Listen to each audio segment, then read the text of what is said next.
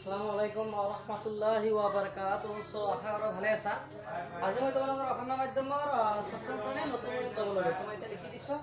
তো আজি মই আলোচনা কৰিবলৈ ওলাইছোঁ। তোমালোকৰ ইয়াতে দিয়া আছে সিলেবাছ অনুযায়ী আমি আৰম্ভ কৰিম আজি অনুশীলনী 3 আৰম্ভ কৰিছোঁ অলৰেডি। আমি 3 নম্বৰটো আজি কৰিম। 3 নম্বৰটো আজি কৰিম। 3 নম্বৰত কি দিছে? তলৰ দশমিক সংখ্যাবোৰ বিস্তাৰ কৰা না। তলৰ দশমিক সংখ্যাবোৰ বিস্তাৰ কৰা।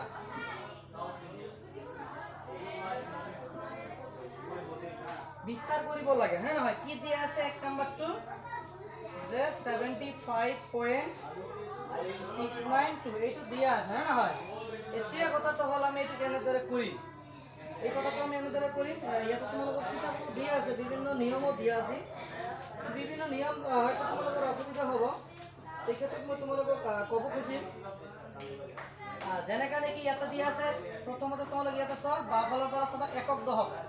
দশকৰ ঘৰত কিমান দিয়া আছে? 7 ইনটু কিমান? একক দশক না? 10ৰে পূৰণ আকৌ যোগ।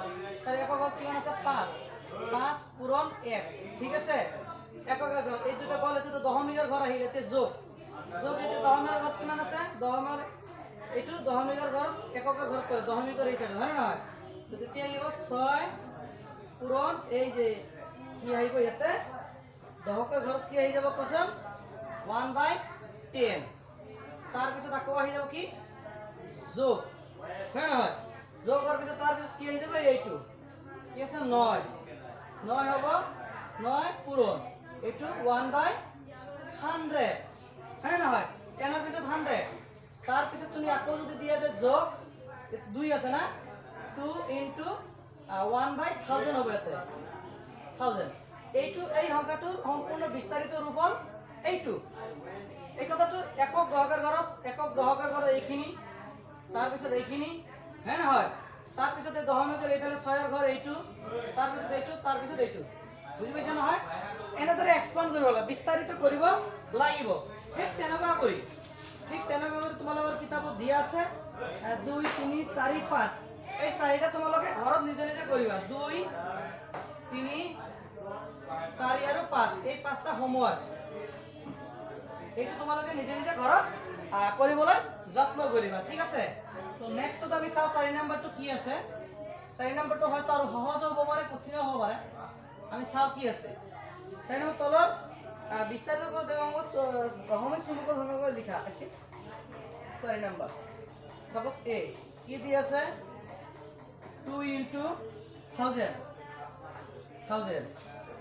প্লাস 3 ইনটু 100 প্লাস না 4 ইনটু 10 প্লাস তারপর কি আছে? 4 ইনটু 10 প্লাস 5 ইনটু 1 প্লাস তারপর কি আছে?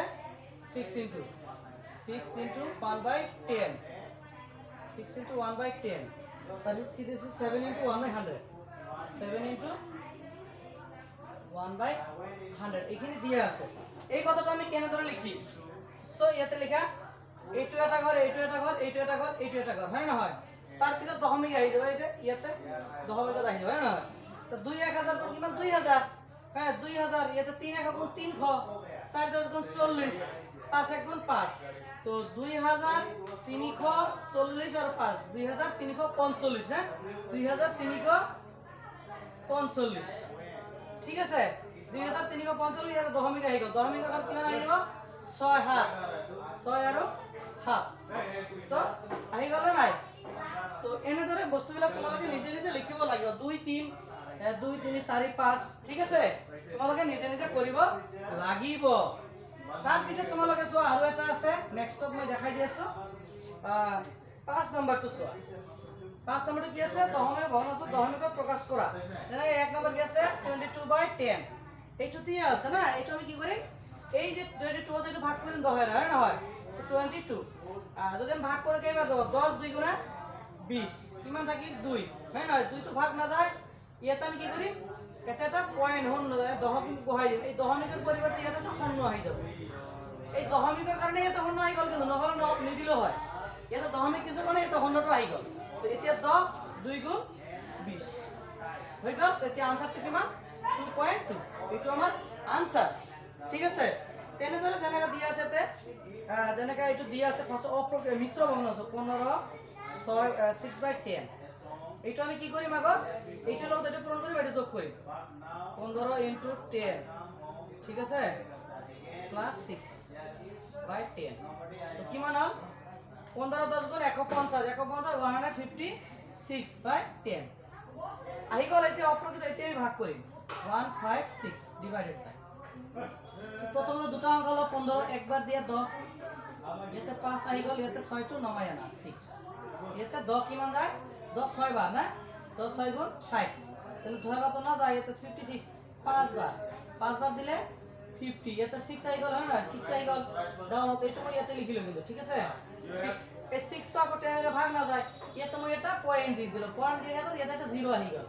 এতিয়া ভাগ যায় 10 6 এ 60 হয় না 0 আহি গ'ল নাই তো आंसर কিমান 50.6 হয় না এইটো আমাৰ आंसर তো এনেকুৱা কৰি তোমালোকে বাকি বিলাক 2 3 4 5 6 7 8 2 নম্বৰ তুমি কৰি দিলো 3 নম্বৰ পৰা 8 নম্বৰ লাগি তোমালোকে নিজে নিজে ঘৰত কৰিবা আৰু কৰিবলৈ যত্ন কৰিবা ঠিক আছে তাৰ পিছত জীৱনবোৰ আছে মই পিছত বা নেক্সট ক্লাছ মই দিবলৈ যত্ন কৰিম তো আজিৰ ক্লাছ বিশেষ একো নাই তো ইমানতে আজি ক্লাছ সামৰণি মাৰিছো ধন্যবাদ